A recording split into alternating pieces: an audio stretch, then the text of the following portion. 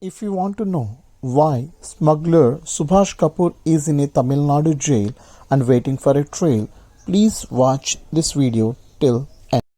Chandavaram Buddhist site is an ancient Buddhist site in Chandavaram village in Prakasam district in the Indian state of Andhra Pradesh, situated on the bank of Gundlakamma river. The Chandavaram Buddhist Mahastupa was built between the 2nd century BCE and the 2nd century CE during the Satavahana dynasty. It was an active center for Buddhist religious activities and was also inhabited at the time. This site was used as a resting place by Buddhist monks traveling from Kashi to Kanchi. As per the historians, this site indicates that the Hinayana form of Buddhism was prevalent in Chandavaram. The hill on which the Mahastupa is located is called Singarakonda. What makes this complex stand out is its main stupa. The Chandavaram Mahastupa, as it is called, built on a double terraced, elevated platform with a striking and unique dome. The only other stupa of its kind in India is the spectacular one at Sanchi in Madhya Pradesh. It is also one of the largest stupas in South India and is decorated with limestone panels depicting events related to Buddha's life and teachings, including the Great Renunciation, the Bodhi tree, throne, pillar of fire and Dharmachakra.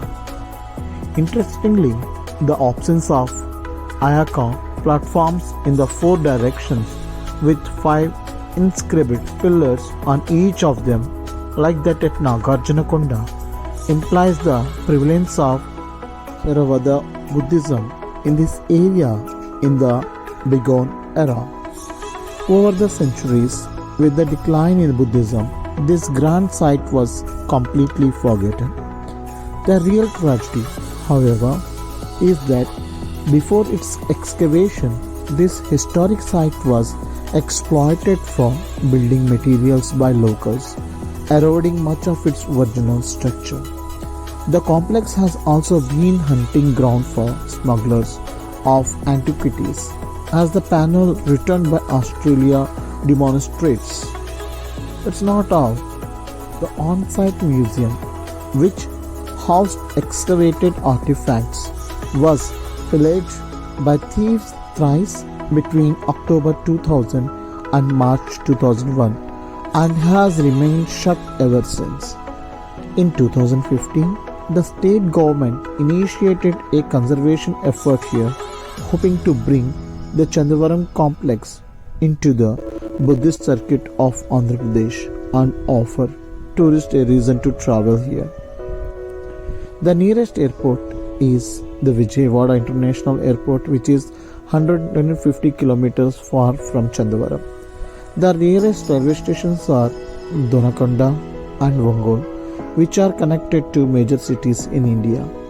Within Andhra Pradesh, regular buses runs to Chandavaram via Vongol. Around the late 1st century CE, the Satavahanas shifted their capital to Dhanyakataka from Paithan, and with them went scholars, traders and merchants. Apart from the great Amravati Stupa, they built other great stupas as they moved in places such as Nagarjunakonda, Jaggayapeta and Bhattipolu, each at an important place on a trade route. The growth was further fed by gold from Rome. While these places attract tourist traffic, many others have faded into oblivion. Is one of them.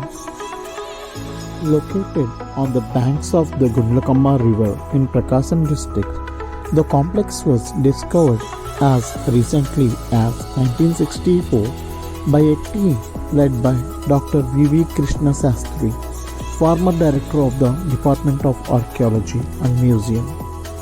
In 2016, the National Gallery of Australia Written to India, a 3rd century CE stone panel titled Worshipper of the Buddha. The gallery had bought it for $595,000 US from the disgraced New York art dealer cum smuggler Subhash Kapoor, who is currently in a Tamil Nadu jail awaiting trial. But what is the connection between the gesture by the Australian government and a sleepy village in Andhra Pradesh? The beautifully sculptured limestone panel written by the Australian gallery had been stolen